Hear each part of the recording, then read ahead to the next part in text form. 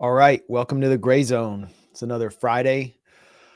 I'm Max Blumenthal here with award-winning Canadian journalist Aaron Mate.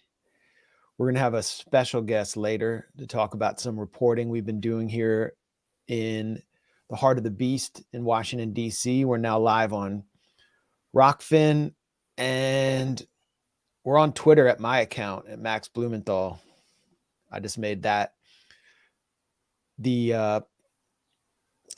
old standby account because I have the most followers. Make sure to hit the like button. That really does help us with the Google algorithm. And make sure to share on Twitter or anywhere else, just so we can maximize our view count. Aaron, how you doing? I'm doing well. Thanks everybody for tuning in and waiting for us as we every week we reduce our late time. This week was only, I think, 5 minutes, which is pretty impressive. So props to us for that. Yeah, please give us a like. That helps. Yeah, we're better than most US DMVs at wait time. So that's our claim to fame. I got some intros and outros made for our standalone videos, including pushback from our friend Paul Ahern, who's done some work for us in the past, including helping design the Nord Stream bomber t-shirt that was removed by Redbubble on the grounds that it was inappropriate content because it identified Joe Biden as the Nord Stream bomber. But we'll eventually have some live stream intros and countdowns too. But for now, we're just keeping it simple. I mean, it's really all about the content and the analysis, and we're definitely going to bring it today. I mean, so much happened this week. It was another insane week. And of course, US media missed it or spun the biggest events, especially with as they relate to Ukraine. So we're going to cover that. I think, Aaron, we're going to start with, we got Eric Thomas behind the scenes too with us for another week. So we really appreciate his help. But Aaron, I think we should start with the invasion of Russia. Yeah, they told us this wasn't going to happen. They told us this wasn't going to happen. There wasn't going to be cross-border incursions with U.S. weaponry from Ukraine into Russia. But like everything else, like every other red line that's been crossed, this one, you can check this one off the list too. Yeah. Well, let's start this segment on a cross-border raid in Russia by showing you how the Financial Times, I think, factually reported it, and how this differed from a lot of the spin from U.S. media, which attempted to portray this as some kind of Russian civil war. Here's the Financial Times. Militias used U.S. armored vehicles in attack over Russian border. Far-right militias who stormed a Russian region bordering Ukraine this week used U.S.-made tactical vehicles in the attack, raising questions over Kyiv's support for Ukraine-based Russian extremist groups.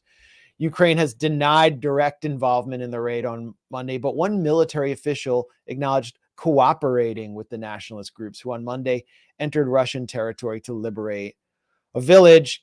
And the head of this Russian volunteer corps, we'll show some photos of them a little later, told the Financial Times that his fighters assaulting the Belgorod region, the border region in Russia, were in possession of American-made vehicles. These included at least two M1224 Max Pro armored vehicles. Those are the MRAPs that you commonly see in U.S. convoys, and several Humvees, he said, while declining to disclose how they were obtained. And these images were all over the place. For that piece, by the way, was authored by Christopher Miller, who used to be at the U.S. government publication Radio Free Liberty, Radio Europe. It's interesting how they feed them into international publications that are supposedly independent of government influence. And he referred to the Russian Volunteer Corps as far-right fighters, but this is actually a banned group inside Russia that is neo-Nazi. And these are neo-Nazi organization. This is a neo-Nazi organization. And one of the leaders of this group was asked about being a neo-Nazi by the international press. After this failed border raid, we should point out that it was a completely failed raid in which everyone involved was either captured or killed or forced to flee. And here he's asked about it. Do you describe yourself as a neo-Nazi? Do you mind being described as a neo-Nazi? I don't think it's an insult. I don't care about that. I mean, what can I do about it? Do you mind being described as a neo-Nazi? Media, so you can call me pedophile. You can call me neo-Nazi. You can call me whatever you want. What can I do against it? You can call me a pedophile. You can call me a neo-Nazi. You can call me whatever you want. Well, you can see that flag behind him is a ultra-nationalist or neo-Nazi flag. And many of the figures involved in the leadership of this organization were in neo-Nazi circles in Russia before they got weaponized by the Ukrainian military to carry out these kind of attacks, which clearly, in my view, and in the view of so many others who are observing this closely, was partly designed to distract from the catastrophic Ukrainian defeat in Bakhmut, which Zelensky had described before U.S. Congress as Ukraine's Battle of Saratoga. So, and it successfully did that in some senses. The U.S. media was much, turned its attention to this. But then we have the issue of U.S. weapons going to neo-Nazi groups backed by the Ukrainian military, as Financial Times acknowledged, Aaron. Yeah, and let me show you how the New York Times reported this. They pointed out this about the raid. They said, already the Kremlin has said that the raiders abandoned American-made military vehicles inside Russia, and Moscow can use the far-right histories of some of the raiders to bolster its largely false claim to be fighting Nazis in Ukraine. I had never seen this verbiage before. So before I was told that Russia's claim to be fighting Nazis is false, right? It's Russian propaganda. Now, according to the Times, it's largely false. So the question becomes, like, how large is that falsehood, and what part of the claim to be fighting Nazis is true? Like, can we get a percentage from the New York Times? I think that would be helpful, because how can something be largely false? It's a strange way to put it. Largely false, but there's some truth to it. We just won't say how much truth there is, but it's more false than true. More false than true, right? Sure, yeah. So there's more people inside. Basically, there's more people inside Ukraine who are not Nazis than are Nazis. Fair enough, and that's what we've always said. But the point is, there are Nazis, and they do have major influence, and they do carry out operations like this. And it's just interesting that this is how the New York Times copes with that. Well, here's some more of the largely non-Nazi Russian volunteer corps. This is just a look at who they are. These look like, are they just far right, or?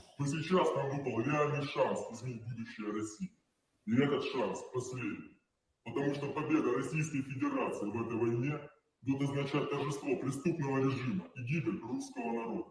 Мы на своей земле, в своем родном городе. Мы здесь, чтобы спасти русскую. So, I mean, you have guys that look like который ведет к вымиранию русской нации.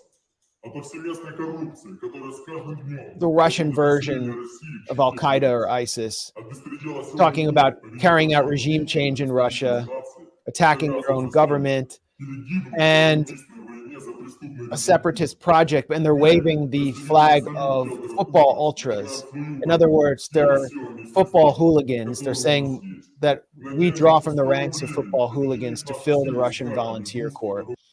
And this is who is getting U.S. weapons. I mean, we're not talking just about small arms. We're talking about heavy weapons, MRAPs, Humvees. They're getting them from the Ukrainian military. And Denis Nikitin, who is the leader of the Russian volunteer corps, told the Financial Times, well, he refused to tell the Financial Times how he got those weapons. But it's the same thing we saw on the Syrian battlefield, where the FSA, this fake moderate rebel group, was created by the CIA with supposedly moderate leadership who had supposedly been trained in moderation to take over and cause a democratic transition. And they all just became a weapons farm for Al-Qaeda and ISIS. And we eventually saw Jabhat al-Nusra carrying US TOW missiles, BGM TOW missiles built by Raytheon into the field. We saw it again and again and again, and US media always would show the pictures, but they didn't seem troubled by the fact that the organization responsible for 9/11 was being armed by the US. And it's the same with these neo-Nazis. Joe Biden at Howard University's commencement address, the most prestigious historically Black college in the US, declared white supremacy to be the number one terror threat in the United States. And here we are providing neo-Nazis with not just TOW missiles or small arms, but MRAPs, Humvees. Yeah. And going back to Syria for a second, one of the reasons why the U.S. Classified its program in Syria as covert is, in the words of one Obama administration official, a senior administration official, this is from the New York Times, quote, "We needed plausible deniability in case the arms got into the hands of al-Nusra." So one of the major reasons for the secrecy was that they knew the weapons would get into the hands of Al-Qaeda, and that's why it had to be kept secret, because otherwise it would make it more difficult to, answer the fact that U.S. weapons are going right to Al-Qaeda. So that was admitted, of course, after the fact. And John Kirby at the Pentagon said that it would be unacceptable if U.S. arms had fallen into the hands of these neo-Nazis. But just days before Kirby's statement, the State Department said that it didn't happen. Here's a State Department skeptical that U.S. weapons were used in alleged Belgorod uprising. This wasn't an uprising. These were not organizations that came from Belgorod. Actually, residents were terrified. One civilian was killed. Many were injured, and people were not happy about it there.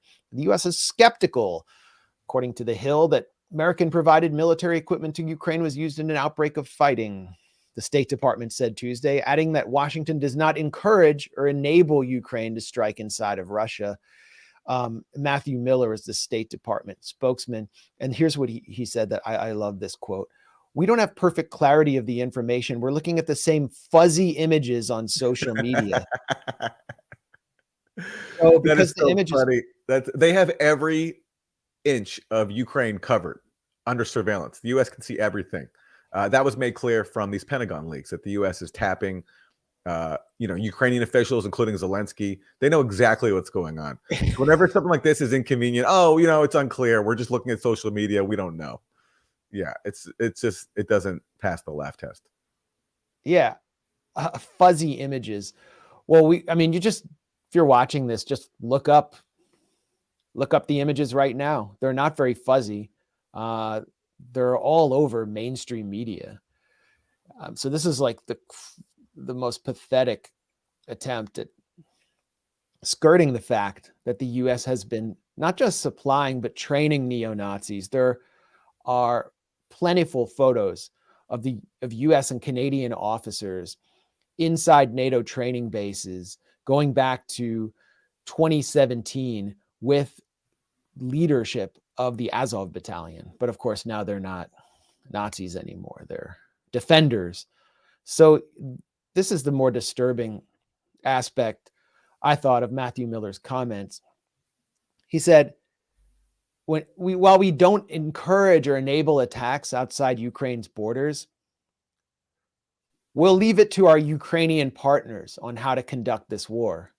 So basically, we don't stop them either from attacking inside Russia, these neo-Nazis. And that's the same thing that Tony Blinken said when asked, I think it was by David Ignatius on Press Freedom Day, about the Kremlin, the attempt to assassinate Vladimir Putin with a drone attack on the Kremlin.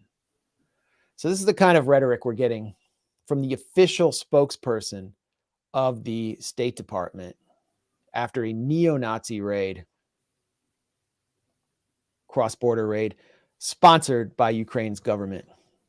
And just going back to what you mentioned, this was the Grayzone back. This is you back in 2018. The U.S. is arming and assisting neo-Nazis in Ukraine while Congress debates prohibition. So, and that you can see in some of those photos. Well, that's a U.S. rocket launcher. It's a U.S. rocket launcher. It's like the PSIL-1. But you can see if you just stop it right there. I mean, these are, circled. You can see the Azov flag here and the U.S. flag. This is a U.S. officer. And Denis Prokopenko, who is the official military head of the Azov battalion, the person who was put in place of Andrei Beletsky until Beletsky returned recently. Prokopenko was a part of that training session with U.S. and Canadian officers. Beletsky was recently quoted in the New York Times as just some military person. Didn't even mention that he's a Nazi. He's just happens to be a Ukrainian military officer. Didn't mention who he actually is. I mean, just the normalization of neo-Nazis. No one has done it more than liberal media outlets like the Times. It's off the charts. He's just a patriot, or he's a Ukrainian activist. Didn't they call him an activist? I'll have to double check. That's yeah. Well, I understand from the leader of the Russian Volunteer Corps who gave this press conference, Denis Nikitin, and he's not to be confused with the Patch, that he said to expect more cross-border raids. And this appears to be a tactic that it betrays desperation, along with all the terrorist attacks being carried out by dubious elements backed by the Ukrainian SBU inside Russia against writers and intellectuals who support the Russian war effort. It suggests there isn't a whole lot of progress on the battlefield. Here, I found that quote about Beletsky. It's from the New York Times. It's really interesting. First of all, the word we got about Beletsky was that he was done. He left the Azov battalion. He wasn't involved anymore. And this was presented as proof that they're no longer Nazis. And then we find out that he actually was leading the Azov in the fight in Bakhmut, right? So this guy's playing a operational role as a commander in this huge battle. So, okay, so much for that cover story. But this is how now the Times describes Beletsky in its piece. Let me show it to you. This is a new one. They say this. The fight in Bakhmut is led by Beletsky, a former ultranationalist politician and founder of the Azov Regiment. No mention, of course, that these are Nazis. A group that was part of Ukraine's National Guard before the war and is now integrated into the country's military forces with little or no political bent. He's a former ultranationalist. It's like, he's reformed now. He's apologized. He's gone to Ibrahim X. Kendi racial sensitivity workshops. He's done the privilege walk, and now he's a former ultranationalist. Former ultranationalist, yeah. Former ultranationalist, just like yeah. No need to say anything more. And now there's no more political bent at all. Nothing more to see here. This is the guy who said that the goal of Azov was to, the mission of Azov was to destroy the Semite-led Untermenschen and lead the white Christian races to victory. This is he snapped out of it. He snapped out of it. It's former. Doesn't feel that way anymore. And you mentioned the drone strike on the Kremlin. Again, this is another thing where it's just a little time passes and the story shifts quickly and everybody moves on. This is from the New York Times. Breaking news: the recent Kremlin drone attack was likely orchestrated by one of Ukraine's special military or intelligence units. U.S. officials said it was unclear if Ukraine's top officials were aware. Yeah, right. But the point is, when this first happened, what did the media tell us? What did experts tell us? This was a Kremlin false flag. So, Timothy Snyder, the Yale court historian of the Ukraine proxy war, said this was a Russian false flag. Who else was it? Jack Keane of the Institute for the Study of War, the Kagan Kagan family think tank.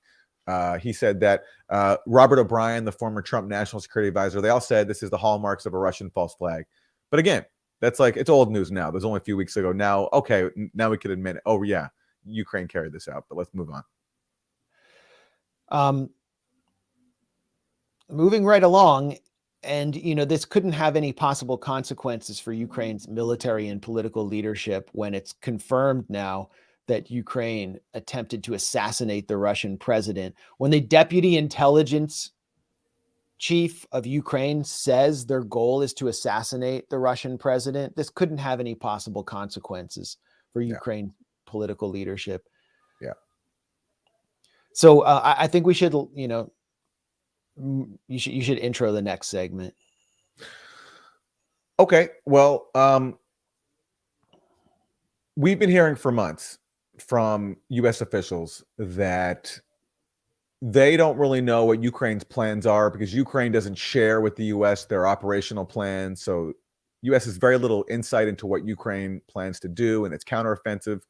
Well, someone who just blew up that talking point is one of the top neocons in government and one of the people most responsible for this proxy war inside the Biden administration, Victoria Nuland. And even as you plan for the counteroffensive, which we have been working on with you for some 4 or 5 months, we are already beginning our discussions with the Ukrainian government and with friends in Kyiv, both in the civilian side and on the military side, about Ukraine's long-term future. And let's hear that one more time. Even as you plan for the counteroffensive, which we have been working on with you for some 4 or 5 months. So there we go. That's Victoria Nuland admitting that, oh yeah, we've been working with you, the Ukrainians, on this counteroffensive for 4 to 5 months. And during this period, there's so many headlines that you'll get from, sourced U.S. officials saying that we don't know what Ukraine's doing. They're withholding details. And Nuland just blurted out the truth, which is that, of course, because this is a proxy war, the U.S. has been actively planning this counteroffensive with Ukraine. And this is the Kyiv security conference modeled after the Munich security conference. And she comes in on a big screen looking like Big Brother. She really is the boss of the show.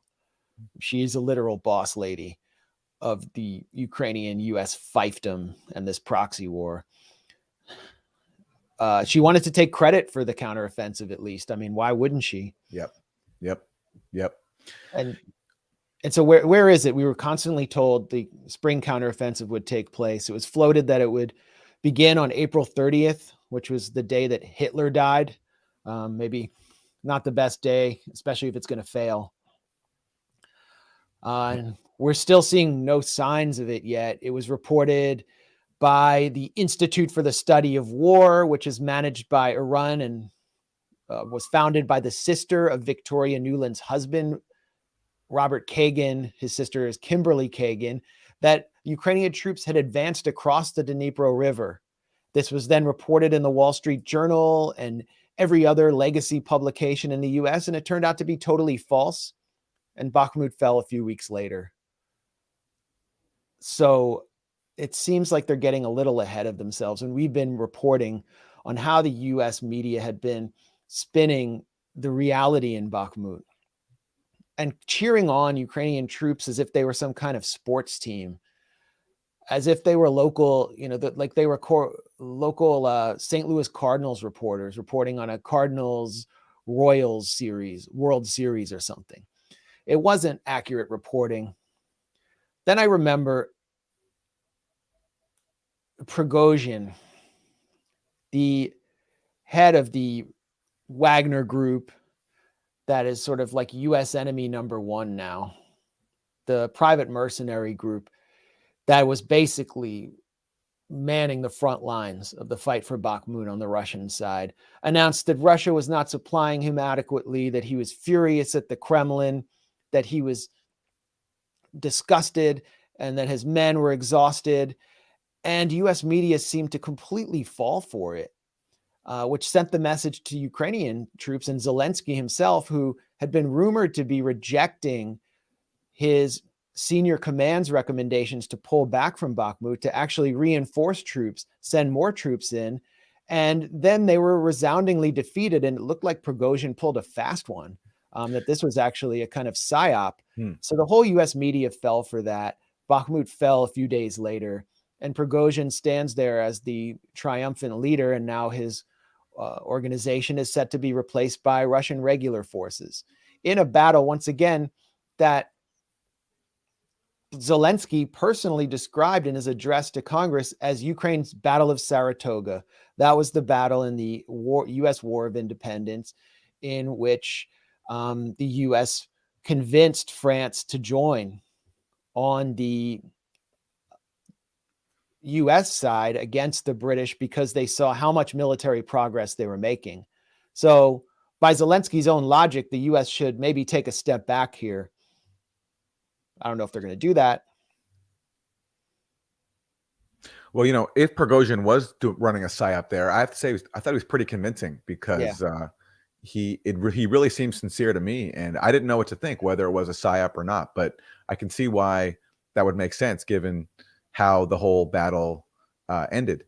But good acting job on his part. If he really was just fronting, if he really was acting. He was pretty convincing. But going back to that conference where Nuland spoke, the Kyiv Security Forum, there's something really sad about it, listening to it. All these Ukrainian officials who spoke, their top priority, from what I gathered, was joining NATO. And one speaker there who was on the stage asked Nuland, what do you think about us joining NATO? And all the U.S. officials, including Nuland, gave the same answer that, well, we're focused on, shoring up Ukraine's defenses for now, and we're willing to, make you increasingly interoperable with NATO, military infrastructure. But nobody said we're going to give you NATO membership. It's like it seemed to me as if all these Ukrainian officials really have been strung along and led to believe that they're actually going to get NATO membership, when of course the whole goal for the U.S. and its allies of dangling NATO for Ukraine was to bait Russia. Right? It wasn't to actually give Ukraine NATO membership. It was just to bait Russia, and to allow it to train up its Ukrainian forces and to put military infrastructure inside Ukraine. But actually to give it membership, it doesn't seem to me as if that's an actual possibility, at least for the short term. But all these Ukrainian officials, they all seem convinced that it's going to happen soon, and they all really want it to happen soon. But it doesn't seem like it is. So there's just something, I don't know, kind of sad about it. And about these Ukrainians being used and given the false hope that this is going to happen. And Nuland, meanwhile, her priority just basically was, arming up Ukraine for the long term and talking about this fight continuing for many, many, many years and years and years. So her vision to me just seems to be perpetual conflict with Russia, even if there's some sort of ceasefire now to end this phase, but to keep on using Ukraine as a bulwark so that conflict continues. And the way you allow conflict to continue is to not give Ukraine NATO membership, because if you did give Ukraine NATO membership, then that would obligate the U.S. and its allies to fight on Ukraine's side in the future. So the way to keep the conflict going and just use Ukraine to fight Russia is to not give Ukraine NATO membership, but to keep dangling that prospect and to keep giving Ukrainians the false belief that it's going to happen. Yeah, and it was Ursula von der Leyen who dangled EU membership before Ukraine as well. Something we know they'll never do, because it would mean making all Ukrainians EU citizens, people fleeing the poorest country in Europe. They're not going to do that.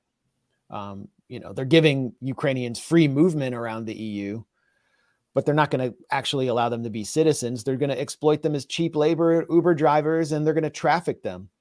And then NATO is not going to allow Ukraine in, at least at this point. Why? Because they, first of all, have already NATO-fied Ukraine. I mean, if you pour in weapons, you pour in NATO trainers, you get the benefits of NATO for NATO without actually having to exercise Article 5. You render Article 5 completely meaningless if you formally make Ukraine a part of NATO, and then you actually have to directly confront Russia. So it's sort of NATO on the cheap. Yep. Well, speaking of a proxy war supporter who is pretty indifferent to the consequences of using Ukraine to bleed Russia. Let's go to this guy. His name is Gerald Nadler, and he was asked about, his concerns about, the U.S. Ukraine using U.S. weapons, including F-16s, to attack Russia.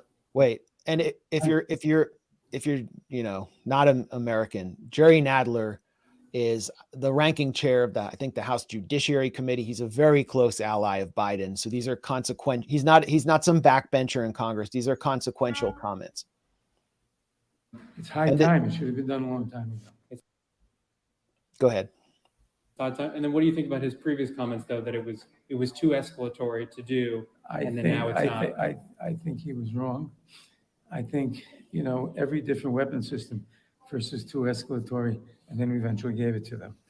And they're fighting not only for their lives, they're fighting for democracy, they're fighting for the world order against, just invasion of another country, altering borders by force, which is inadmissible since 1945. And we should give them whatever they need. And are you concerned that they will enter into Russian territory, as there have been recent reports of Belgorod, the border city? I'm not concerned. I wouldn't care if they did. You wouldn't care if they went into Russia? Nope. Really? You would still support them? Turnabout's fair play. I don't think they're going to do it in any large scale. But why should Russia feel that they can invade somebody else and have total safety at home? Well, but that would cross the line to a U.S. sanctioned invasion of Russia by You don't have to Ukraine. sanction it. Well, you would be providing the weapons that conducted it, is what I'm saying. Is if the We're not F-16s providing it for that purpose. I said I personally wouldn't mind. You personally wouldn't mind, but you are a representative of the government. Well, I'm part of the government. I'm not part of the executive branch. Right. But So I think we should give them whatever they need. okay, and if an F-16 was to be used on Russia, you wouldn't come out and say that's too much. It's too far. No, I don't think that's going to happen in any event. But no, they're going to use F-16s for air defense, basically. But there are these And- reports and- right now that American weapons are being used in Belgorod, which is a Russian territory. It's already happening. That may be, but they're not going to use major weapons. I mean, things like F-16s, they need for air defense over Ukraine so that they can provide air cover for their counterattack and things like that. They're not going to waste it in Russia. Great questions by Liam Cosgrove. We definitely need more reporters like that roving the halls of Congress, since we're not allowed to go into Congress since January 6th. Why? Because of COVID. The public can't go in anymore. So thank you, Liam, for confronting Jerry Nadler about those issues. The Biden administration has finally ceded to demands from people like the biggest neocon in Congress, Lindsey Graham, to provide Ukraine with F-16s through its Western partners. And key members of Congress, key Biden administration allies, are saying they don't care if those are used to attack Russia. So we can see the escalation ladder just we're constantly climbing. And the question is, while climbing the escalation ladder, we're constantly crossing red lines. Is it making any difference on the battlefield? I mean, it started with the javelins, then the howitzers, then the HIMARS, then the Patriot batteries, and now the F-16s. Leopard tanks. Leopard tanks, Challenger tanks. I think maybe their depleted uranium shells were blown up recently in a strike on a NATO warehouse. Is any of it really making a difference in doing anything other than possibly extending the war? It's sort of like the approach that the U.S. took to arming the so-called rebels in Syria, where they were never going to be able to overrun Damascus. But what they were able to do was terrorize the population enough and move close enough to the Alawite heartland of Latakia to trigger Russian intervention, which then just completely squashed the whole dirty war and wound up and rolled it up by 2017. This is a piecemeal approach that the U.S. is taking that I don't think will turn the tide of battle in any way. So what is the point of it? Other than to simply provoke Russia? Yeah, it's the same goal from the start, to keep the war going for as long as possible, to keep the fight contained to inside Ukraine and, I guess now across the border into Russia, but to keep NATO out of it and just basically keep sacrificing Ukrainians. That's why the U.S. blocked multiple peace efforts. That's why the U.S. has like drip fed weapons slowly. That's why, the U.S. is like the biggest influx of weaponry came in the spring of 2022 after the U.S. blocked the peace initiative, via Boris Johnson, because the aim is just to keep the war going for as long as possible. And how do people like progressives who voted to fund this proxy war on the grounds that we need to help Ukraine defend itself, how do they justify the fact that the Biden administration is actively opposed to diplomacy at every single turn, every juncture, every time there's an opportunity for diplomacy? Like when China recently floated the prospect of a ceasefire, John Kirby said, he's a White House spokesperson, said that would be unacceptable. Anthony Blinken said it would be a trap, right? I mean, they're just openly hostile to any pause in the fighting. That's because they want to keep it going for as long as they can. Completely. And then there's the profit motivation, the profit motive. And it was interesting. I was actually looking at Raytheon stocks when the Patriot battery was damaged and possibly destroyed in Kiev. You could see their stocks went down markedly. Their stocks were up thanks to the Ukraine proxy war. Then their stocks went down. So the future of the arms industry really hinges on the continuation of this proxy war. And then you have so many other contractors who have skin in the game inside the Beltway. So why let a good thing go to waste? Let's keep fighting this war down to the last Ukrainian, as Lindsey Graham said. Turn a few profits. This is a giant washing machine. Yeah. Afghanistan was no longer going to be able to be sustained as a washing machine. The pandemic was coming to an end, which enriched many people. How did it enrich them? It enriched them through the CARES Act and through sort of soaking the public for money to pay the vaccine makers, to pay the tech industry, to sponsor everyone who is profiting from the pandemic. It immediately shifts to Ukraine.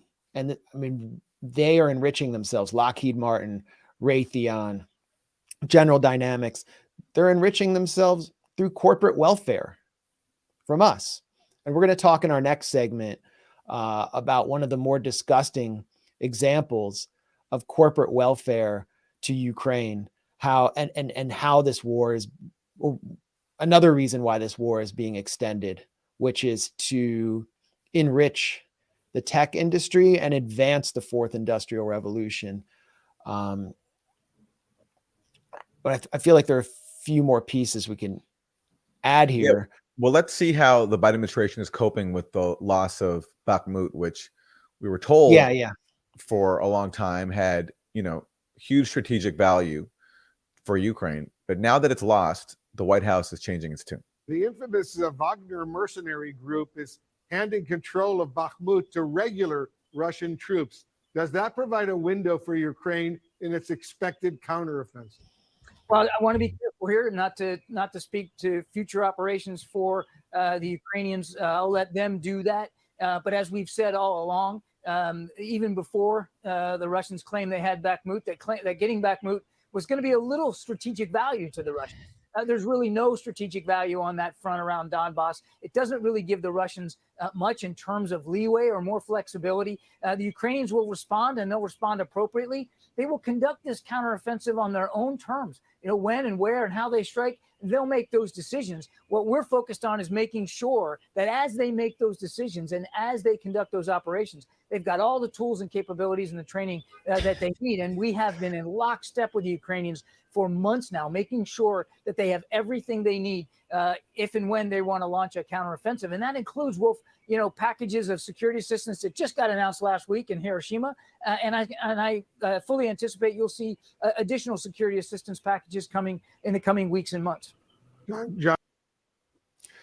Yeah, so that's what they call a cope.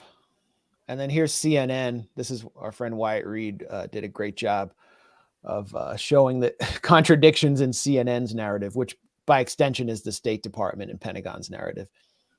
This is October 20th, 2022. The significance of the city of Bakhmut cannot be overstressed. And it points out that Bakhmut is a major transportation center. So you're cutting off your enemy's supply lines if you take Bakhmut.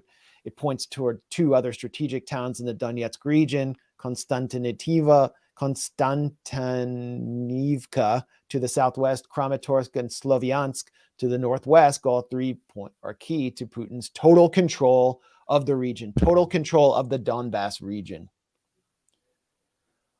While Bakhmut's strategic importance should not be overstated, according to CNN on March 2nd, 2023, its capture also carries a symbolic impact.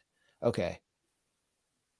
March 22nd, 2023, just 3 weeks later, Bakhmut has limited strategic value.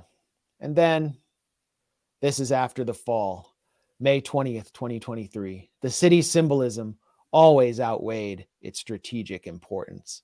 So, yeah, that didn't work out too well. And it's simply true that it is a major transport center. It does have strategic significance. But there's also the fact that Ukraine, I mean, both sides took heavy losses, but Ukraine lost something like 60 to 65,000 casualties. That's massive. I mean, they were determined to hold and win Bakhmut, and they failed. 15,000 dead or so. I mean, the number is a top secret of the Ukrainian state, but that's what we're estimating. And one of the goals, the stated goals of Yevgeny Prigozhin, head of the Wagner Group, was to bleed Ukraine. And we can now see that Ukraine is having trouble replenishing units with experienced soldiers. So this goal seems to have been achieved as well, but it's understated, if not completely whitewashed by US media. Why? Because they don't want the US public to know that their billions and their support is going to a losing cause or to a stalemate, to a frozen conflict. They don't want them to get up and start clamoring for negotiations. So they're not telling them. Yeah. Yeah. And the media has done such a impressive job, you have to say, at staying on message discipline. Occasionally you'll get like an article or two and the Times or the Post admitting the reality, but otherwise it's just straight up message discipline. On cable news, 100%. Like the one time when CBS News reported that like only 30% of US weapons were actually reaching the front lines, that got deleted after the Pentagon and Ukraine complained. So the message discipline is uniform. It's across the board. And they're a partner in the proxy war. They're basically a partner. They're the media arm, the propaganda arm of this whole operation. Without the media being so obedient, subservient, this could not keep going the way it is. Well, if you believe Hillary Clinton, this whole conflict and the reason Russia is in Ukraine is because of Donald Trump. Everything comes down to Trump. I mean, this really distills the delusional, ignorant, primitive, atavistic perspective of the blue anon liberal intelligentsia. When you hear Hillary Clinton attempt to explain why this war is taking place. And he launched his second invasion of Ukraine, in part because Trump lost, because he thought if Trump had won, Trump would have pulled us out of NATO. It would have literally been a cakewalk for him. And so when Trump didn't win, he figured he had to go forward. He thought he had enough chits with the Germans and others to prevent a united front in support of Ukraine against his invasion. He turned out to have absolutely the wrong calculation. And he launched his invasion, second invasion of Ukraine, in part because... So, but isn't she also basically like admitting that it's Biden's fault? Because she's saying that if Biden had lost, then Russia wouldn't have invaded. So she's actually, I mean, she's not the first person to admit this. The former U.S. ambassador to Ukraine, who became like hero during Trump's first impeachment, Marie Yovanovitch. Yeah. She also said that if Trump had won re-election, that Russia wouldn't have invaded. So okay, and you guys want to celebrate that? You want to celebrate the fact that your guy led to Russia being like Russia launching an invasion? Like, okay, if they want to admit that, all right. Yeah. So what are they making a case that Trump should have been elected? Because Trump himself says that. He said this would have never happened if I had been there. It would have never happened. Yeah. I mean, this is what I think an American leader and diplomat should be saying. But you have Lindsey Graham. Remember when Lindsey Graham went with Klobokop, Amy Klobuchar and John McCain, I think they went to Ukraine and they met with some of the far-right militias. And Lindsey Graham said 2017 is going to be the year of offense. Do you remember that? I do. I'm going to pull up that clip. I can see in your eyes that you're pulling up a clip. Yeah, because I mean, this is a classic. This is a classic clip, and for those who haven't seen it, you're in for a treat. We probably played this clip, thousands of times on the Grayzone, but I can't get enough of it. This is late 2016, so Trump has won. Yeah. So Trump has won an election, and Lindsey Graham, John McCain, and Amy Klobuchar are there on the front lines to cheer the soldiers on and basically to give them orders, to tell them to keep fighting this war in the Donbass that began after a coup that they backed back in 2014. Your fight is our fight. Ваша боротьба – це наша боротьба. 2017 will be the year of offense. Рік буде ріком нападу. All of us will go back to Washington and we will push the case against Russia. Ми всі повернемося до Вашингтону і ми будемо відстоювати санкції проти Росії. Enough of a Russian aggression. Досить вже російської агресії. It is time for them to pay a heavier price. Час вже, щоб вони заплатили важчу ціну. I believe you will win. I am convinced you will win, and we will do everything we can to provide you with what you need to win. Я вірю в те, що ви виграєте, переможете. Я переконаний в тому, що ви переможете, і ми вам допоможемо всіма можливими засобами. Inspiring. Well, I see that in a different light now. Yeah. Because what Lindsey Graham was saying is Hillary Clinton is going to win the election and 2017 will be the year of offense. And Hillary Clinton was essentially saying that. Yeah. And when Hillary lost, Lindsey Graham and McCain still made sure it was the year of offense because they all used Russiagate, this fake allegation generated by Clinton that Trump was a Russian asset. They used that to help pressure Trump to show that he wasn't subservient to Russia by escalating the proxy war exactly as they had called for to make it the year of offense. So Trump authorized weapons to Ukraine that Obama wouldn't even send. So Lindsey Graham turned out to be prophetic because 2017 did become the year of offense. And that's why Trump, when he claims that he would have prevented the war, whatever his own intentions were, his policies did play a role in bringing us to the war that we're in today. And, we wouldn't have had that, I don't think, without Russiagate, which played a major role in that. So that bipartisan consensus behind a proxy war, it long predates 2022 when Russia invaded. This has been the bipartisan consensus for years. Yeah, I mean, you go back to the impeachment of Donald Trump and so many of those figures. Marie Yovanovitch, she's of Ukrainian descent. She's in that video, by the way. She's in that video with them in that room. Yeah, then you got Alexander Vindman, born in Kiev. He's now a major cheerleader for the war in Ukraine, and it's been reported that he's actually profiting off it through a contractor. George Kent, these characters came out of the woodwork. We never heard of him. He said his wife was Ukrainian, and he called the Azov battalion Minutemen. Yep. Yeah. Then you had Vindman's boss, trying to remember his name. He stated in the impeachment hearings that if we don't fight them over there, referring to the Russians, we will have to fight them over here. So what was the impeachment really about? Yeah, it was about making sure that that was the bipartisan consensus, that, you know, the how dare Trump briefly pause some weapons to Ukraine that keep that proxy war going, that keep the year of offense going, that make Russians pay a heavier price, as Lindsey Graham called for.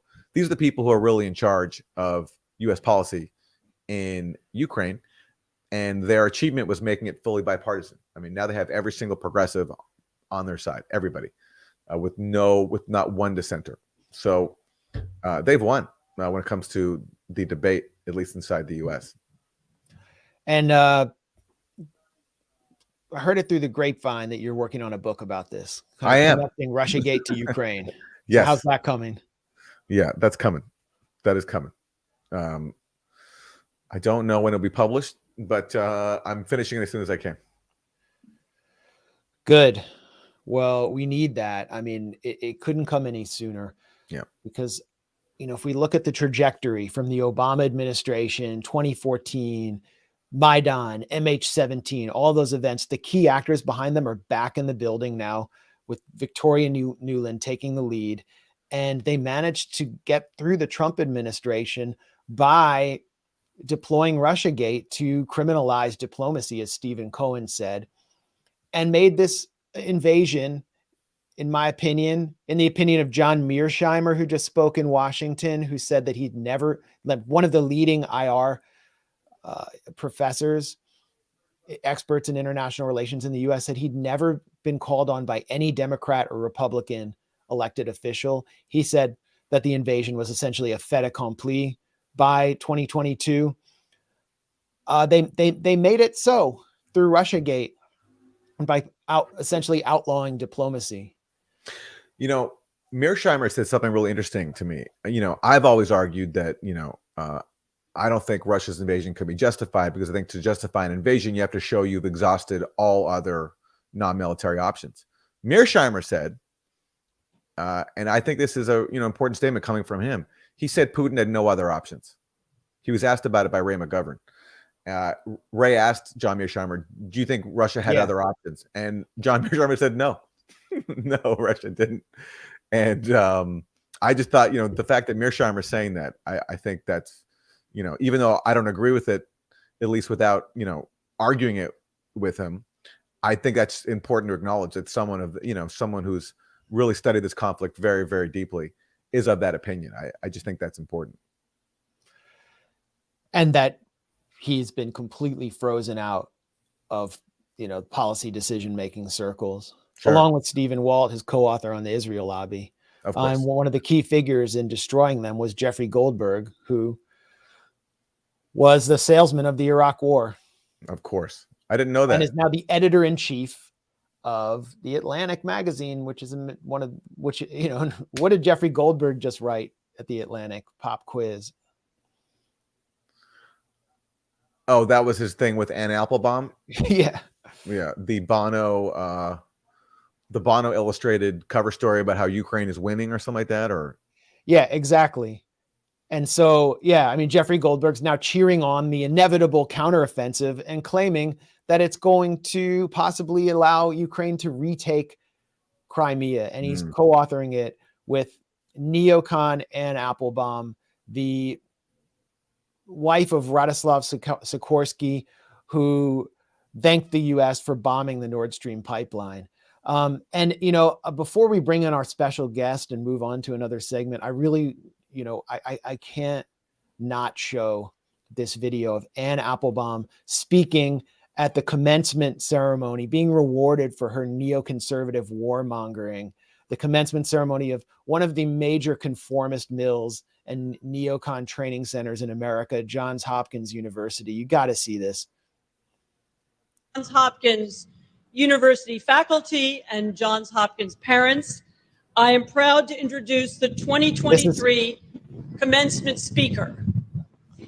In our time, at this particular historical moment, no one better represents the qualities that this university shares: bravery, optimism, and faith in open societies and democratic values. I wonder who it's going to be. We could not be prouder that he is joining Oh us my today God, they're from so Ukraine, excited. where he is leading the struggle to keep his country free and Europe safe. Welcome, President Zelensky, to Johns Hopkins. Stand and salute. You're all the same. You all are the same. Thank you. He does bar mitzvahs. He does award shows. He does commencement speeches. The guy has room in his calendar for everything. He went to every single international summit recently. He went to the Arab League summit for some reason. He then went to the G7. He's everywhere, but inside his own country, supposedly leading it in war, which is what I thought a leader is supposed to do. He's got a lot of time in his schedule to do all these public events. Well, that's Johns Hopkins SAIS, which is, the future of the neoconservative movement and pretty much the liberal humanitarian interventionist movement as well. It's just a training mill for the future war of the war state. Since you mentioned it, Max, let's show that clip of Anne Applebaum's husband being questioned about his tweet thanking the U.S. for the destruction of the Nord Stream pipelines. This is going into the Bilderberg group. All right, hello.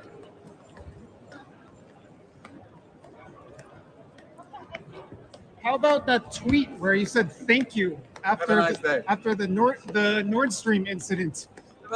Would you like to explain that one? It was a very interesting one. Okay, well, have a wonderful stay in Lisbon, and I hope you have a very productive meeting.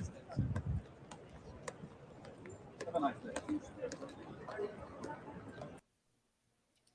Thank you, USA. He didn't want to elaborate though on his gratitude to the U.S. He deleted the tweet, but that's on his way into Bilderberg, the secretive meeting of transatlantic elites. Radoslav Sikorski, former Polish foreign minister, and that was Joshua Friedman, one of the few roving journalists on the scene. The Western press doesn't ever seem interested in Bilderberg. It's all off the record, and the only reporters on the scene are the ones inside the building, like the head of The Economist, the top foreign policy correspondent for Financial Times, and the head of the Axel Springer Media Group. They're all inside, bound to Chatham House rules, and they don't comment on what's happening.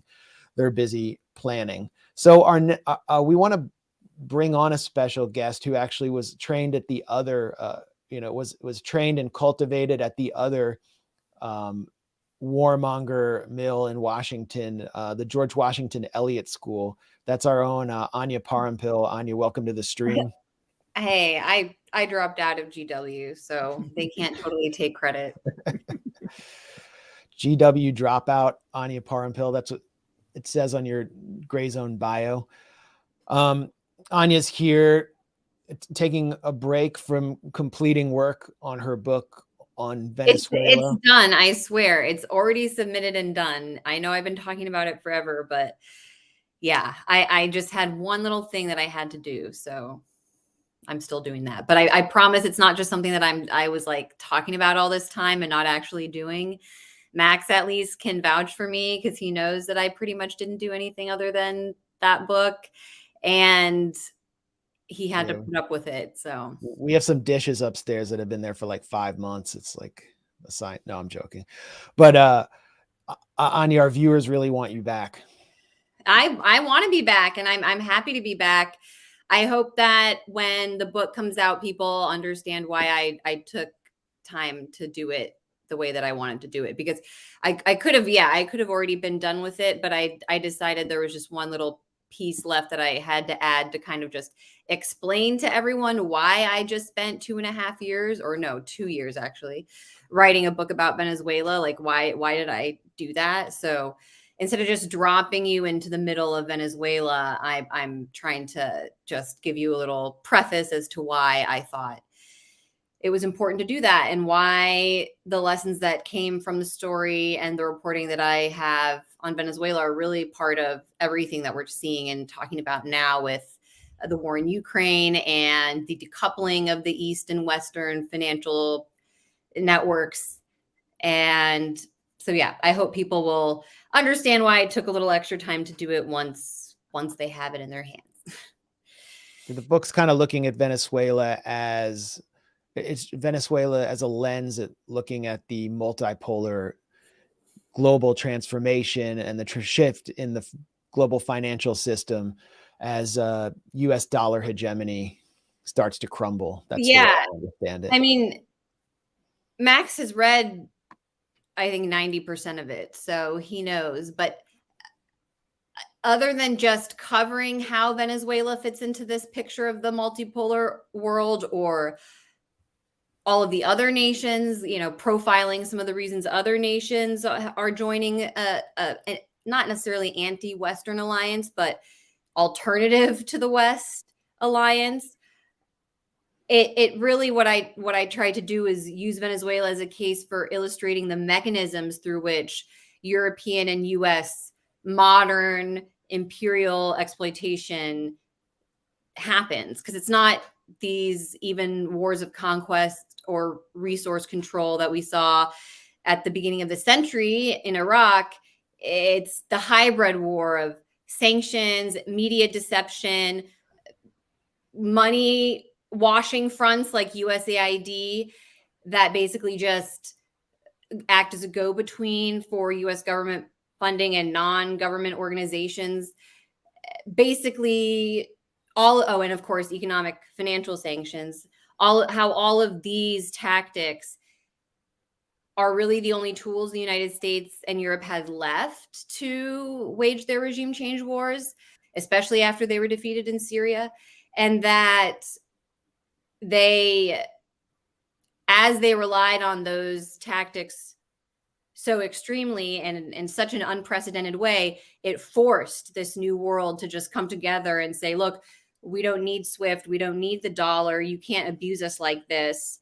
And so everything we're seeing now really was just the inevitable outcome of an arrogant Western imperial policy. And that's what I really try to animate through the case of Venezuela in the book.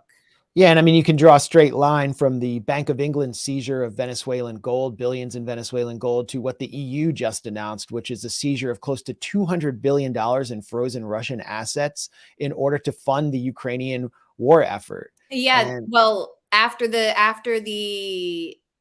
2022 escalation, the G7 countries, so that's basically the Western empires plus Japan, they seized 300 billion total worth of Russian central bank assets. And so I guess this newest announcement is that they're actually just going to straight up use it to fund the war effort. And what it does is it discredits the EU and discredits the Bank of England as a participant in globalization, and thereby necessitates alternative currency exchanges, accelerates that process, and ultimately destroys dollar dominance. And that's why everyone's talking, everyone from Fareed Zakaria to there was some other mainstream voice talking about the inevitability of de-dollarization.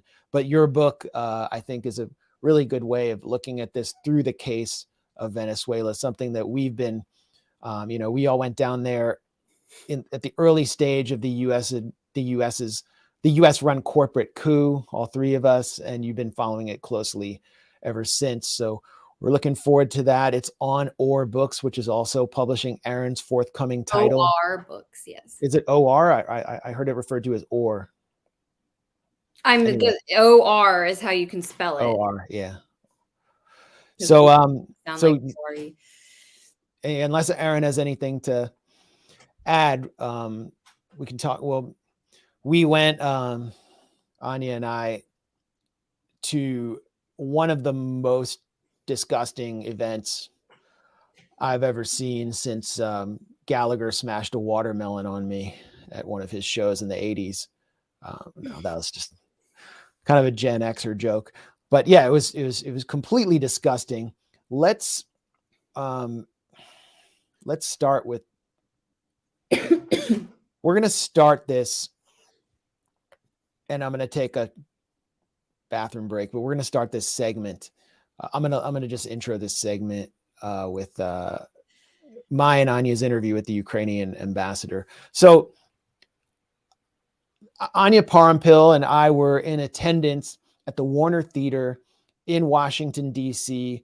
on May 23rd, where USAID Director Samantha Power rolled out the DIA app before hundreds of awestruck spectators alongside Ukraine's Minister of Digital Transformation, Mikhailo Fedorov, hosted by tech journalist Kara Swisher and featuring the executive chairman of Visa and the head of the Eurasia Foundation. This app, known as DIA, D-I-I-A, has been promoted by Ukrainian President Vladimir Zelensky as a state within a smartphone. And it supposedly provides something like 18 fundamental government services and along with 120 other functions. And here I asked Oksana Markarova, the Ukrainian ambassador to the US, about whether this whole event was designed to actually use the ravages of Ukraine and the Ukrainian proxy war to advance to accelerate the fourth industrial revolution and this dystopian digital prison that is coming into effect with digital IDs, digital passports, and a total panopticon style surveillance. So watch this exchange.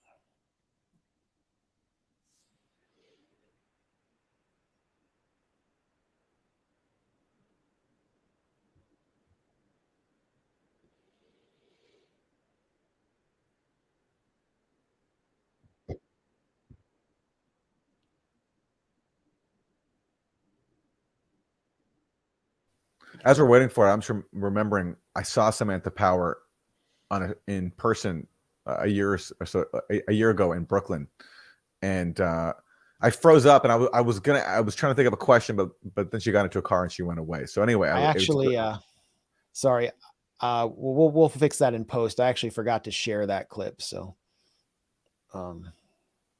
here's the interview. This event was about profiting off of war, turning Ukraine into a laboratory, the ruins of Ukraine into a laboratory for the fourth industrial revolution. You're absolutely getting wrong. Ukrainians all in a digital. You're not interested in the answer? Please. And can you tell me why my colleague Anya Parampil is on the kill list maintained by your government?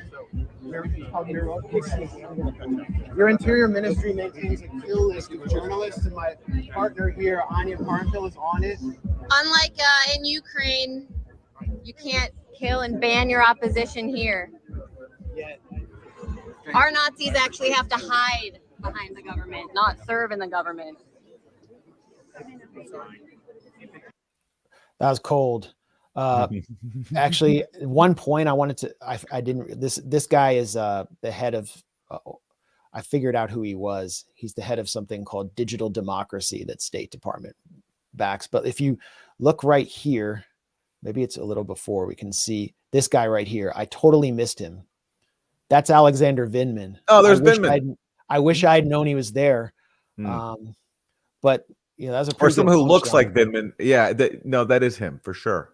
Yeah, that's Vindman. Yeah, it's Vindman. Everybody stand for Vindman. Remember when Biden did that at the in the debates? Like, who the hell is Vindman? Yeah.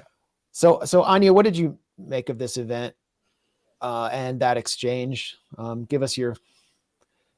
Well, I think it explained why the Western European and United States governments are so wedded to the Ukraine war, and they're willing to throw untold billions worth of dollars at what is obviously a military quagmire at this point, something that most people would have understood was never going to be resolved militarily unless they were really going to risk nuclear war with Russia, which apparently they're willing to do.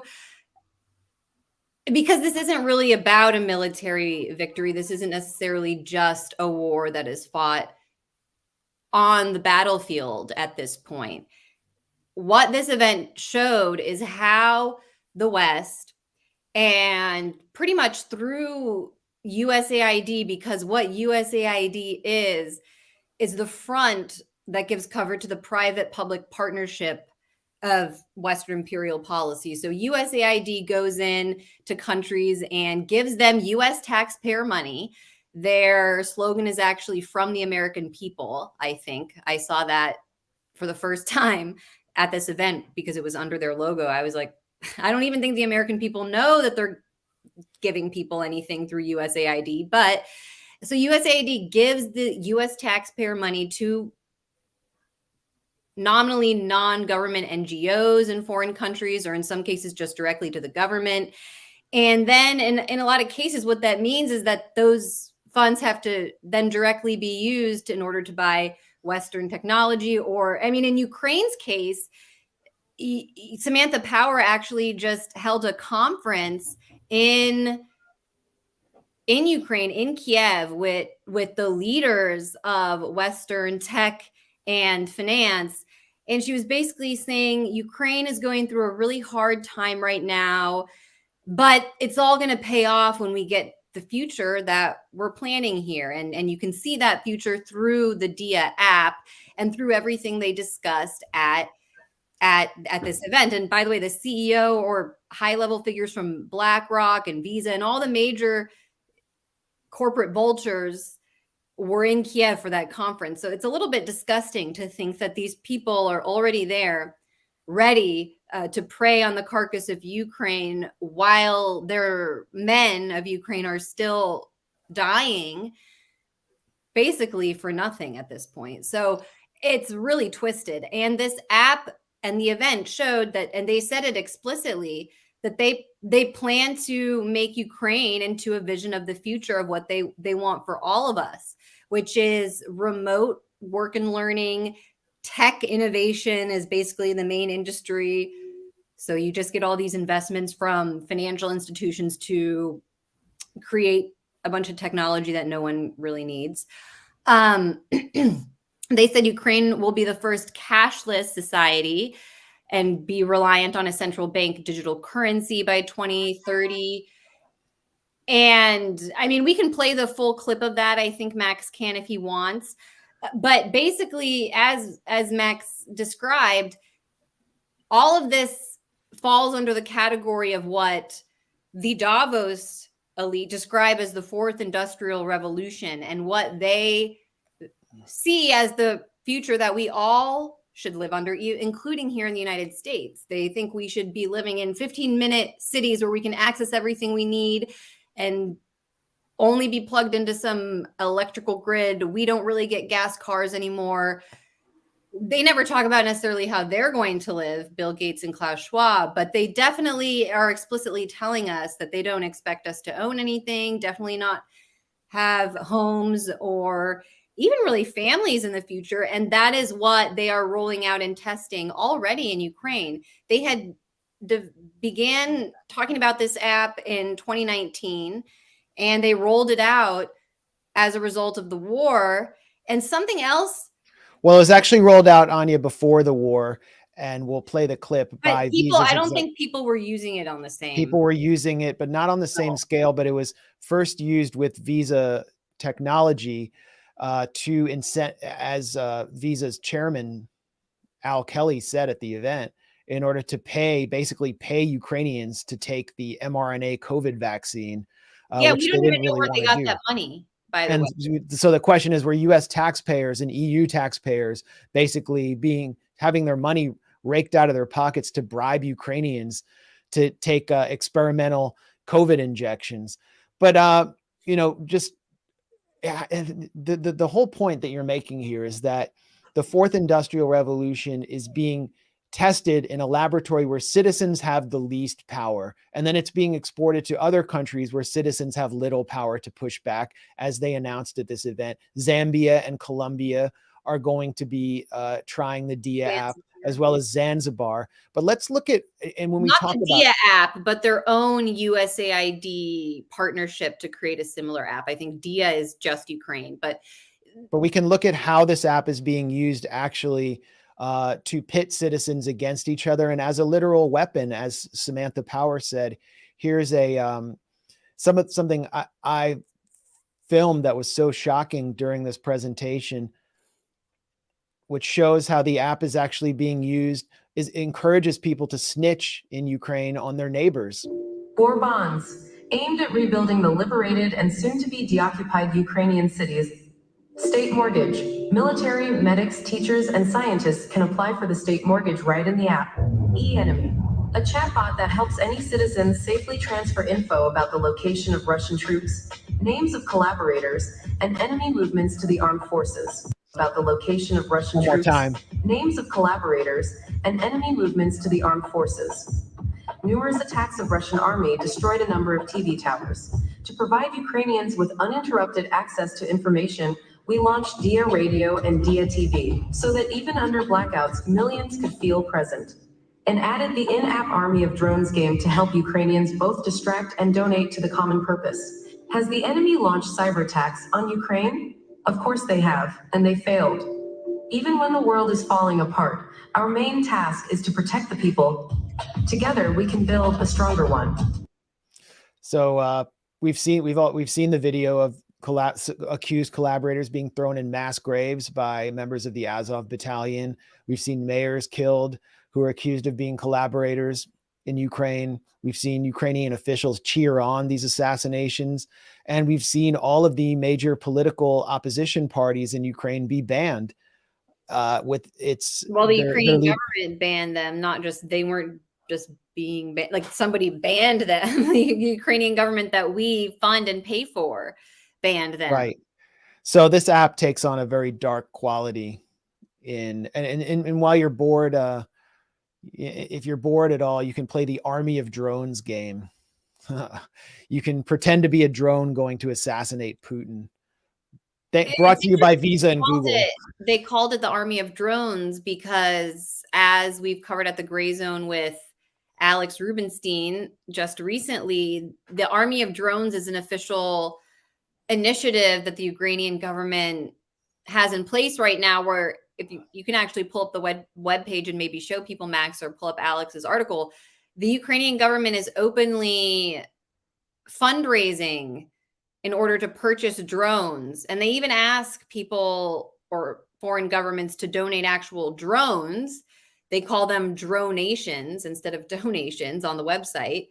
They enlisted actor Mark Hamill from Star Wars. Mark Hamill. Yeah. I'm not a huge Star Wars fan, to be honest. Well, he's kind of like, 30 years ago, 40 years ago, but anyway, so they are trying to, and they call this their Army of Drones campaign. And these are the drones that we can suspect were used not only in the attack on the Kremlin earlier this month, but also in an earlier assassination attempt on Putin, on Russian President Vladimir Putin's life. And there have been hundreds of incursions into Russian territory over the border there with Ukraine of these drones, according to Russia. And the BBC has done articles pumping up this Army of Drones campaign. There's no secret that it's going on, but then they kind of are coy when an actual attack takes place in Russia and pretend like, oh, it's a false flag from Putin. So I think a lot of people are evolved enough to see what's going on there. And yeah, back to the Dia app. I mean, they're saying that the drone strikes, you can essentially call in a drone strike by reporting enemy locations to the Ukrainian military with this app, in which you also maintain your vaccination status, your ID card, and your banking and your banking info, and that Visa itself maintains the server. I believe also that under digital or remote education, that students would, I imagine, also be engaging with their schooling through Dia. It's pretty much just supposed to be, they sell it as convenience, just like they did during COVID-19. All these people that were like, oh, I wish that we could just have a digital ID so that it would be so easy to go through airports. That's how they get you to buy into basically the digitization of everything that makes us human, everything that is a part of our daily life. They are openly saying they just want to put it in one app. They don't even want you to have cash anymore. And then it's like such a great, cool thing. You're not supposed to really question it or have any concerns about digital surveillance whatsoever. And the last point that I would just make in that regard is that as they were pumping up this app and giving their spiel and pitch at the event we attended, and they said they were boasting of how the digital ID made it very easy to track citizens and ease their travel, I think is how they spun it.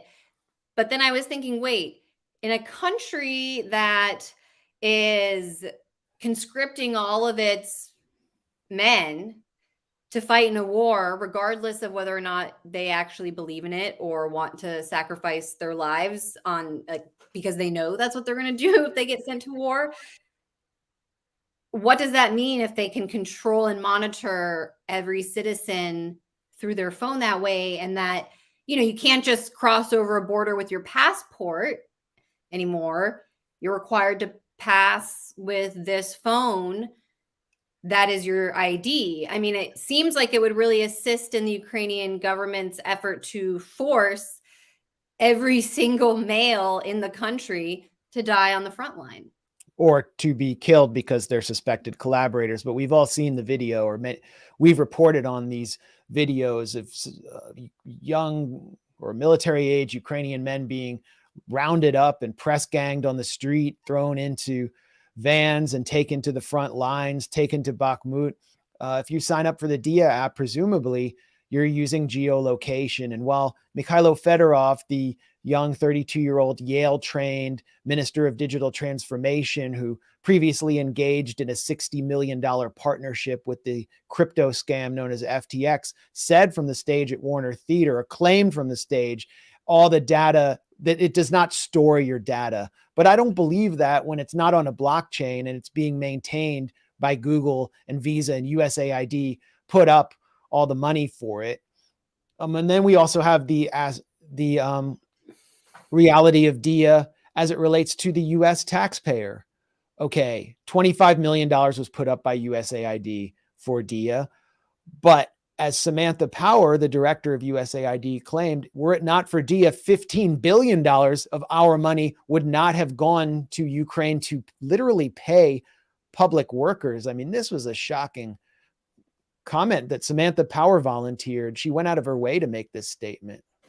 One of the things that Congress has given USAID since this full-scale invasion began is an unprecedented amount of money in direct budget support, which sounds kind of obvious. Of course, we would do that. We want to stand with Ukraine, but it's totally unprecedented, this kind of scale of investment. And we're talking along the lines of about $15 billion in a sense, cash to the Ukrainian government, which was famously corrupt, in past years and still has work, as you noted, to do on corruption today.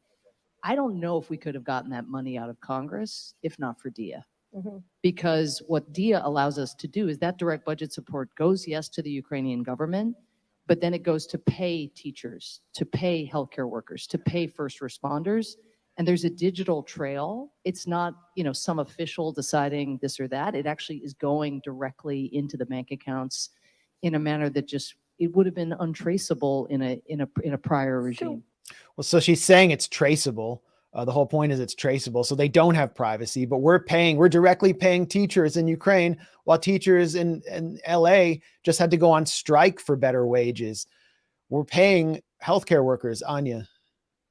It was very tricky marketing that she delivered there because obviously the Ukrainian government is so corrupt that not even Samantha Power or anybody else in Washington can deny that corruption was a major issue in the country over the last several years. And so part of how they're branding the DIA app is that it will combat corruption by making it impossible.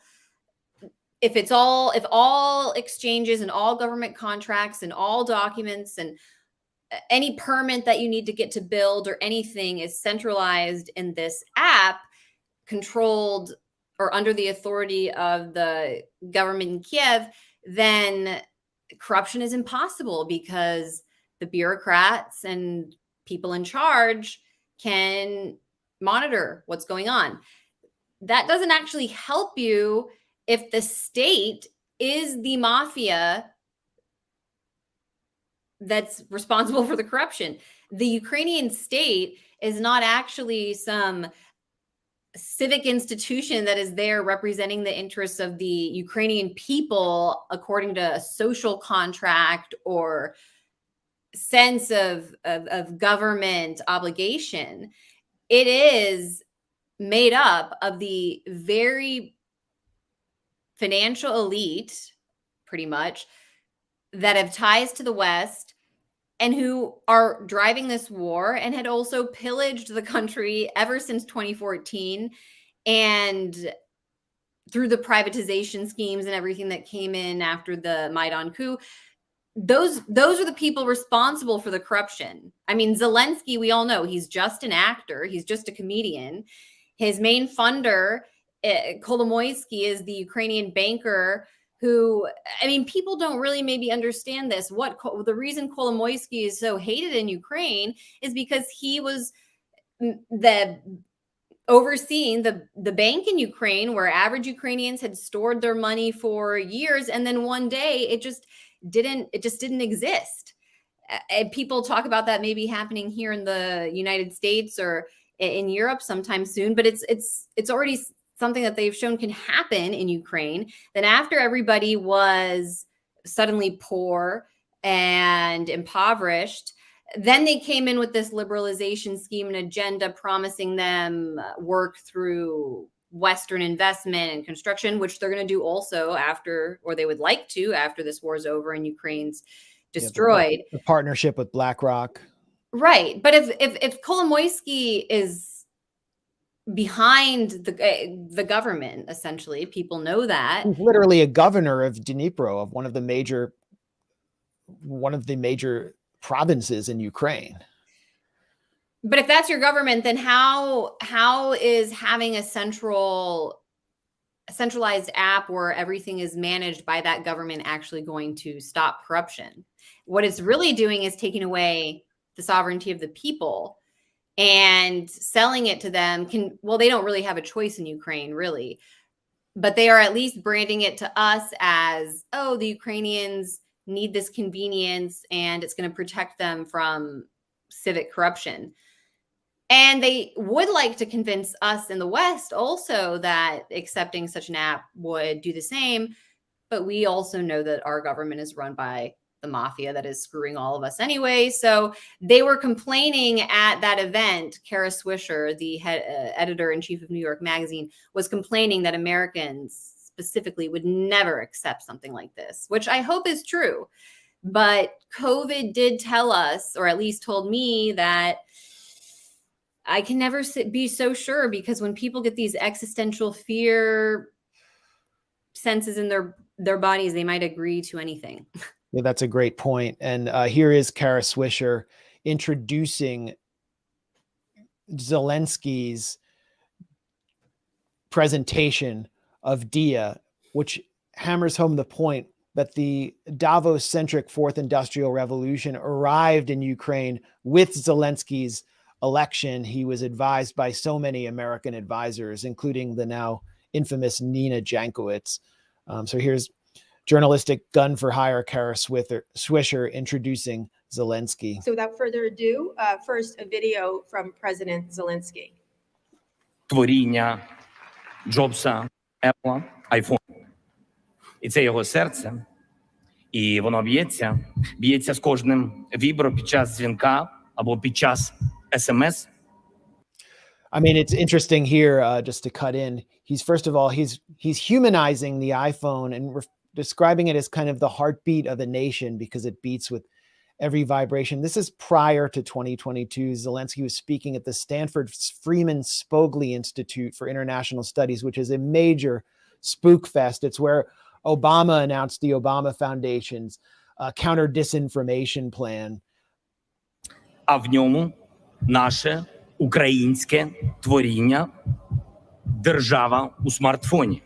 Мільйони українців In a щоденно smartphone. користуються нашим державним Millions of сервісом Ukrainians «Дія». use our Це state більше platform every 100 day. There are more державних than послуг без 100 public контакту з services чиновниками, without цифровий needing паспорт, відкриття digital рахунків, passport, сплата bank штрафів, accounts, податків, fines, отримання taxes, державної допомоги, state aid, збір коштів на допомогу army funds. армії. Все це українська дія. Україна не випадково стала одним із глобальних лідерів в цифровізації публічних послуг digitizing і public services соціальних and social відносин. relations. Це прямий This наслідок is an того, outcome of what we're на що capable ми of. здатні.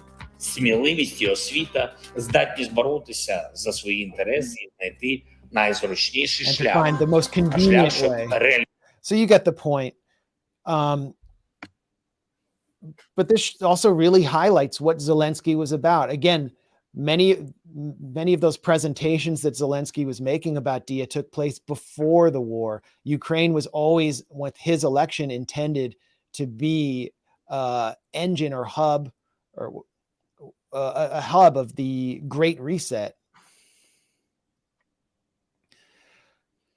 Anya, anything else to add about the DIA event in Washington, or your thoughts on where this is going?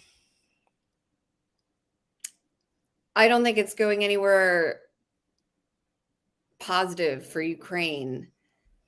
It seems, and this is what I said in my tweet about the event, that Ukraine has already been sacrificed on the altar of Western finance and technology. They are not fighting this war in Ukraine because they believe Ukraine can win.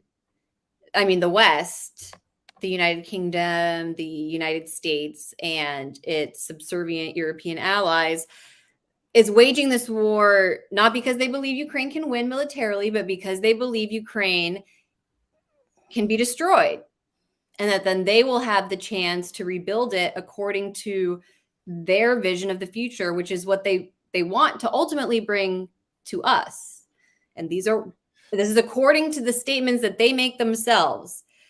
So we should look at Ukraine immediately as a tragedy that is a human tragedy, and something that the only conversation we should be having about it is to say that there needs to be a peace and a negotiated solution. In the entire 2 hours that these people spoke in Washington, D.C., there was not one mention of how to actually stop the death and destruction in Ukraine. So that should tell you already a lot about how these people think. And aside from the immediate demand that we should all have, which is to end this war, end the suffering of, more than anyone, the Ukrainian people, that would be real Ukraine solidarity. But then after that, we should step back and consider, what does everything that's going on in Ukraine tell us about what could become our own future, or what the people running our countries, and really the Western transatlantic elite, what their agenda is for all of us? And are we poised to actually confront it? Do we even totally understand it?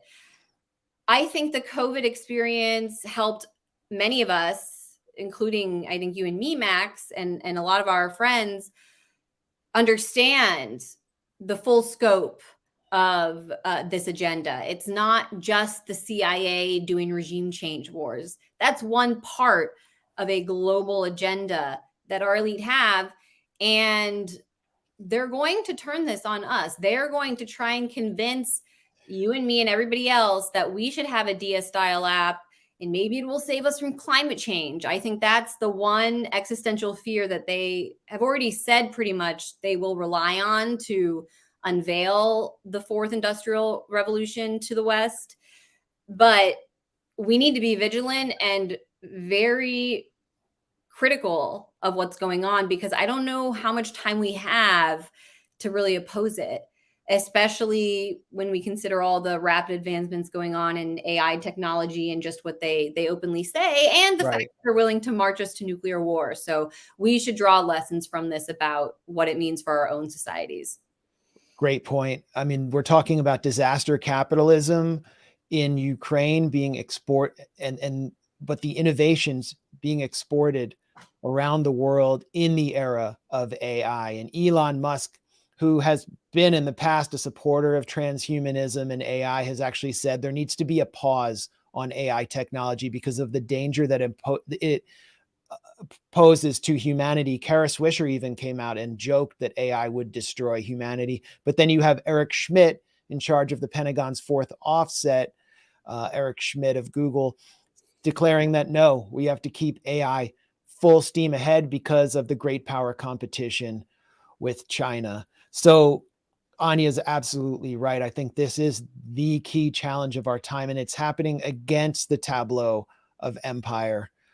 And that's why I think it's just part of it. It's just that maybe we've been zoomed in on a small piece of the tableau of empire. And then if you zoom out and see the full picture, it's far more complex than many of us understood it to be. Definitely. Well, Anya, thanks for joining us again. Our Grayzone viewers will hopefully be getting more content from you as you wrap up this really important book on Venezuela called Corporate Coup. You can pre-order on Western imperialism, I would say, but yes, through Venezuela. Through Venezuela. And I got a few quick announcements. Jimmy is starting soon. Aaron Mate has left the building, but I will be in the building in person with Aaron on June 8th. If you're in the New York area at Icarus Fest. And Kurt Metzger, who's regular on Jimmy's streams, will be the headline comedian. I don't know, maybe I'll tell some jokes there. It's in Rutherford, New Jersey, somewhere in Rutherford, New Jersey. Well, you just go to Icarus Fest 2023 and IcarusFest.com. You'll find the info on where it is.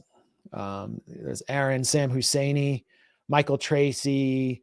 This is all being run by Thaddeus Russell, and they're showing some cool films there: Blade Runner, Safe, The Unredacted, and Gone with the Wind. It's at the Williams Center in Rutherford, New Jersey. I don't think that's where Jimmy Hoffa is buried. He's in Giant Stadium somewhere. And then another event the next month, I'm going to be opening for Jimmy Dore at Magooby's Joke House in the Baltimore area. So if you're in the DC, Baltimore area, come out on June 15th. I think there's a show also on, July 15th at 7 p.m. I think there's also a show on the 16th that's been added. But check Magooby's Joke House. I'll be opening for Jimmy, and Steph is going to be there as well. So I'm really looking forward to that. And thanks for liking the stream. Thanks for subscribing. We had a really good showing this time. You can support us here. And we have some huge stories coming for you. Some stories that I consider really big in the next few days.